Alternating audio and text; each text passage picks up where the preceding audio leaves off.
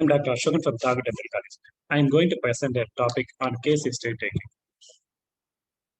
Case history is very important for the diagnosis and treatment plan for the patient. Always listen to the patient. They might be telling you the diagnosis by William Osler. What is case history? It's a clinical procedure in which there is a dialogue between patient and the doctor regarding the disease. When you're asking the questions, you have to ask gently. First, you have to ask patient station number, date, name. Then after that, you have to ask age, sex, address, and occupation. First three, it will give what time of patient will admit. Then further, it will be useful for further contact. Coming to the age is very important. Why age is important? Because some disease occurs in younger age group, some occurs in middle and older age group. So, in coming to younger age group, pericognitis and dentigerous cyst are more common. What is pericognitis? It's an inflammation of pericognal flap covering the partially erected tooth. And dentigerous cyst is normally occurs in the unerupted permanent tooth or unerupted supernumerary tooth or impacted tooth. Both will seen in the younger age group. Then middle age group, aphthous ulcer and gingivitis is more common. Aphthous ulcer mostly seen in the mobile mucosa, mostly seen in the labial mucosa, buccal mucosa, and tongue, lateral part of the tongue. Gingivitis seen in younger age, middle age group. Then periodontitis and carcinoma, they are more common in older age group. Coming to the sex, attrition and leukoplakia, they are more common in males. What is attrition? Wearing of teeth due to physiology. Then after that, leukoplakia is a white patch, homogeneous or non-homogeneous patch seen in the buccal mucosa or labial mucosa. It's a pre-malignant lesion. And also squamous cell carcinoma and smoker's palate, more common in male. Male have more habit of smoking, chewing like this. So smoker's palate and squamous cell carcinoma more common in males. And iron deficiency anemia and discriminated gingivitis, aphthous ulcer, pregnancy gingivitis, they are more common in females. In iron deficiency anemia, there is a depapillation of the tongue and red coloration seen in the dorsal surface of the tongue. In discriminated gingivitis, there is a gingival desquamation and a redness seen in the marginal and attached gingiva. Pregnancy gingivitis occurs in the interdental papilla. There is a sessile or pedunculated growth seen in the interdental region. It's soft in consistency and reddish in color. And after ulcer, it is seen in the mobile mucosa. And occupation, you have to ask the patient occupation. Why occupation is important? Some certain diseases are more common in certain people who are working in certain jobs. And Bertollian lines, Fascia and Taylor's nuts. What is Bertollian line? Bertollian lines, there is a bluish pigmentation seen in the marginal and attached gingiva. It is more common those who are working in the press. Okay. Then after that, fascia is seen in the people those who are working in the match factories. Okay, match factories. Then tailors nuts. Normally, tailors keep the keep the pin in the central incisors. So there is a notch in the upper and lower anteriors. That is a central incisor. So that is called as tailor's notch. In chief complaint, you have to chief complaint should be in the patient's own words. Okay, you have to ask according to the chronological order also. So you have to ask when is the disease starts, what is the progress of the swelling, what's the severity of the swelling. You have to ask.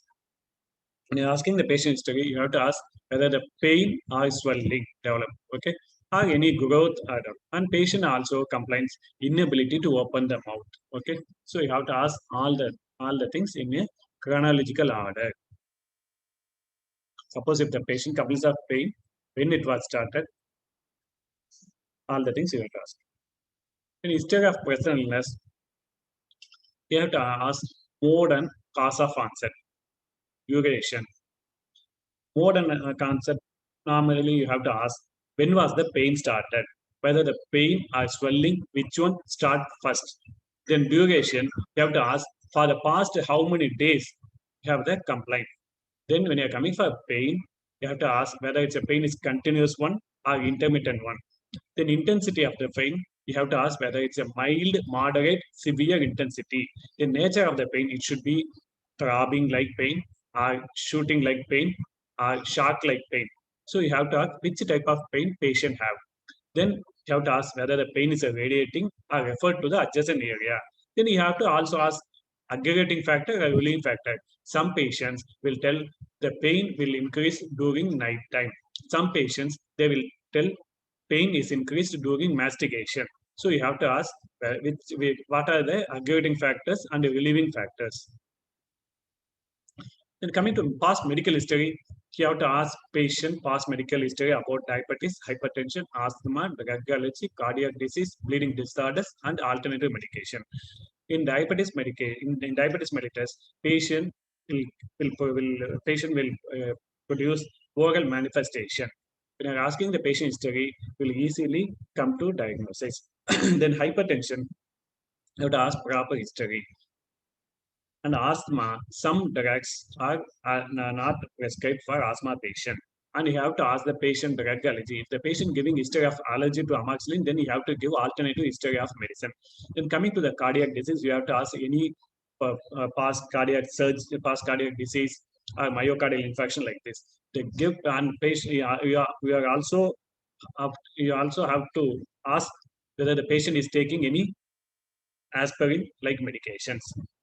Then bleeding disorder, you have to ask whether any bleeding disorders he have or any other family members.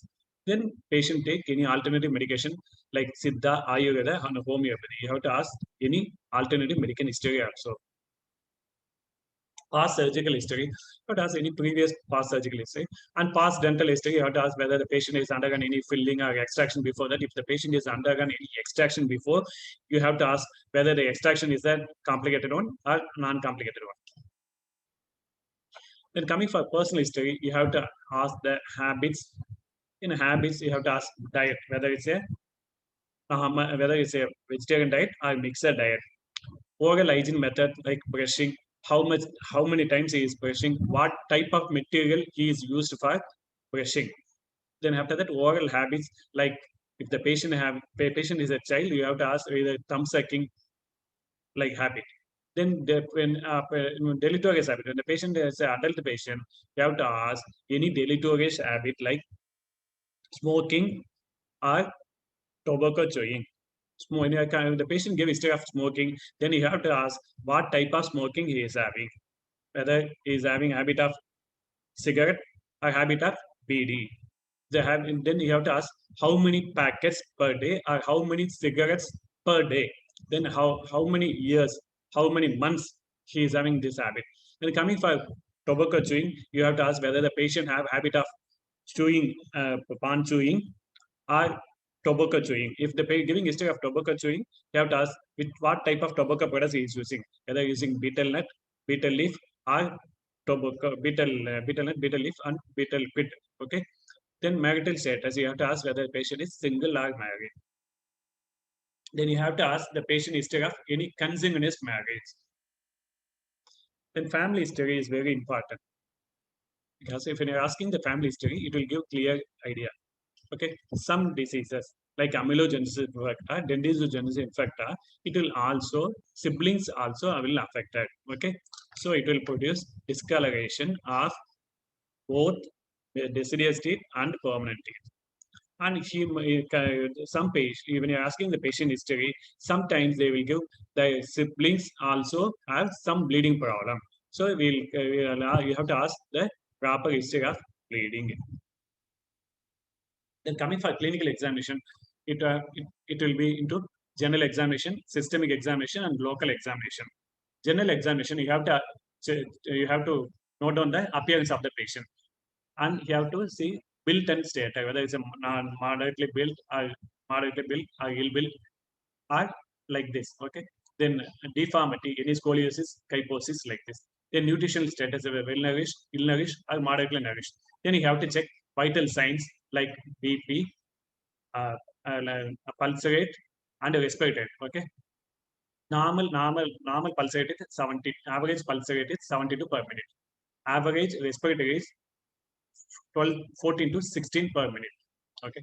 Then you have to also check any clubbing of fingers, and you have to check any paleness seen in the palpebral conjunctiva. In systemic examination, how to compare CNS, CVS, respiratory system, GIT, GUT, and musculoskeletal.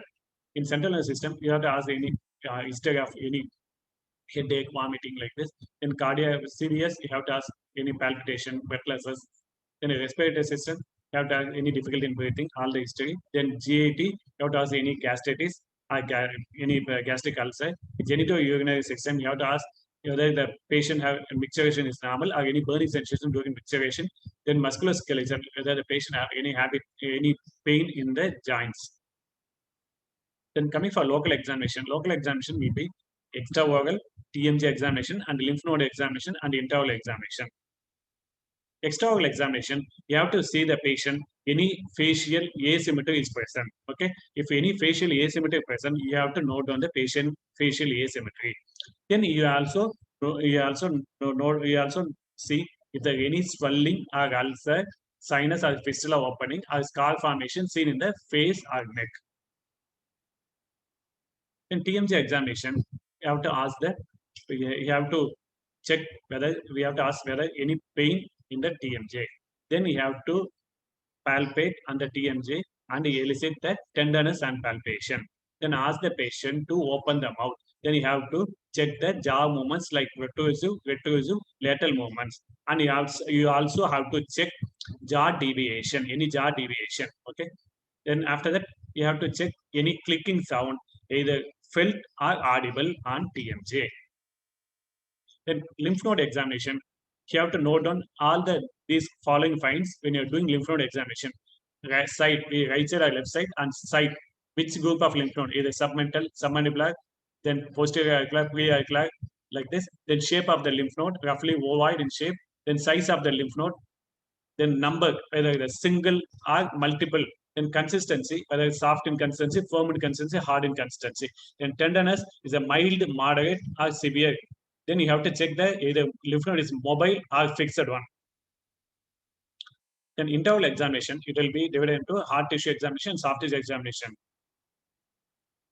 Then after finishing all the exam, all the history and clinical examination, you have to come for summary. In summary, you have to note down the positive finding. Okay.